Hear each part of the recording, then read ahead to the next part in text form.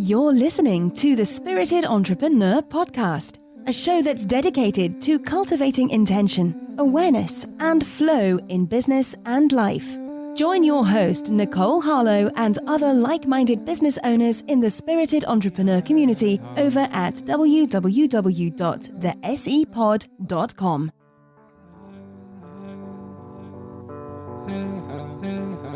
I saw the sun.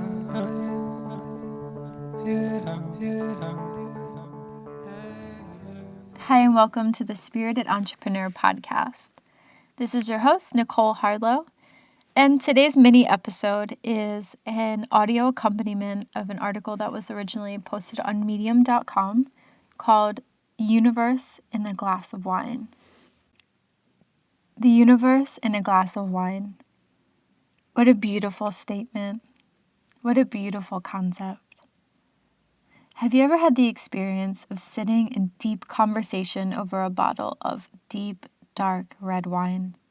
The hours seem to fly as you, cheeks flushed and pink, discuss the mysteries of the world, love, loss, spirit, science, philosophy, the big questions of our microscopic and macroscopic universe. The wine certainly isn't a requirement of ruminating on these big questions, or all of our astrophysicists would be raging alcoholics. But it certainly acts as a lubricant to help wiggle into those deep soul conversations. It's that state of deep reflection, shared with another person in reverie and connection, that I felt when I read this quote today by the brilliant theoretical physicist Richard Feynman. He said, "A poet once said, the whole universe is in a glass of wine." We'll probably never know in what sense he said that, for poets do not write to be understood.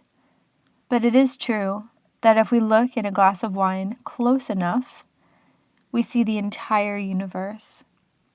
There are the things of physics, the twisting liquid which evaporates depending on the wind and weather, the reflections in the glass, and our imagination adds the atoms.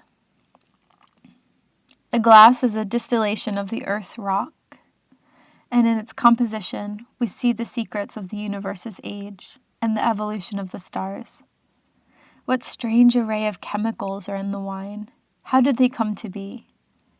There are the ferments, the enzymes, the substrates, and the products. There in the wine is found the great generalization. All life is fermentation.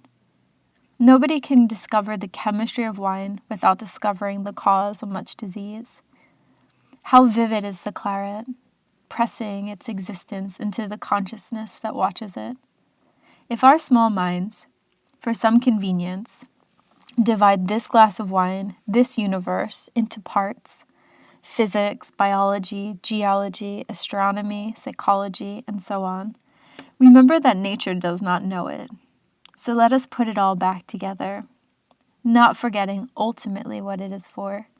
Let us give one more final pleasure, drink it, and forget it all. I love myself a poetic scientist as much as I love a Buddhist philosopher that loves hip-hop. I'm pretty sure this exists. Because scientists waxing poetic generally leads me to think really deep thoughts. So I thought I'd share a listicle of my really deep thoughts. Number 1, everything, and I mean everything, is interconnected. Every thought you have, word you utter, purchase you make, mailing list blast you send, tweet, shower, bite of food, bicep curl, smile, sales pitch, every dish that you scrub is interconnected in a fine gossamer web. Treat even your smallest choices as if they truly matter, because they do. Number 2, if everything is interconnected, then divisions are artificial. On a philosophical level, we can say that you are the same as a plant, which is the same as a bit of mold. But on a more practical level, this means that rather than moan about trying to achieve the ephemeral work-life balance, instead recognize that there really is no true distinction between work, life, and play. Dynamic life can't be put into small, nondescript boxes of here is work, Here is life. Here are chores. Here is fun. Here is the time to be sad. Here is the time to be loving. Number 3, the importance of cultivating effortless ease and letting go-ness in life. And holy smokes, this one is hard. When Feynman, the smart guy from above, was asked the question, if you could leave behind just one sentence about the world to generations after, what would it be? His answer was, all things are made of atoms, little particles that move around in perpetual motion, attracting each other when they are a little distance apart, but repelling upon being squeezed into one another. I mean, of course a scientist would answer that question in a sciencey way, but how I interpret this answer is that cultivating ease through allowing things some breathing room and space. And for all of you law of attraction fans out there, this is what it meant. This is what's meant by the art of allowing. Giving your dreams, desires, goals a little distance so that they have the opportunity to attract. We can see that even at a fundamental level, as atoms are squeezed together. Oh, the grasping, the wanting, I need it, it has to happen. They repel each other. 3 very big ideas, roughly scribbled in my notebook to share with you while I was reading this morning. I could definitely explore each of these big ideas so much further, but I'll save that for when we're sharing a glass of red wine together and musing about how I think I almost saw the Milky Way galaxy shimmering at the bottom of my glass.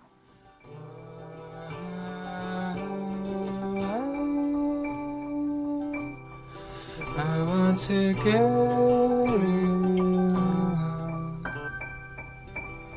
'Cause I want to get you.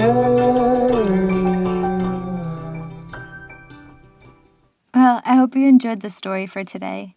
And if you'd like to see the original article on medium.com, you can find it over on today's show notes at thesepodreview.com/episodes/005.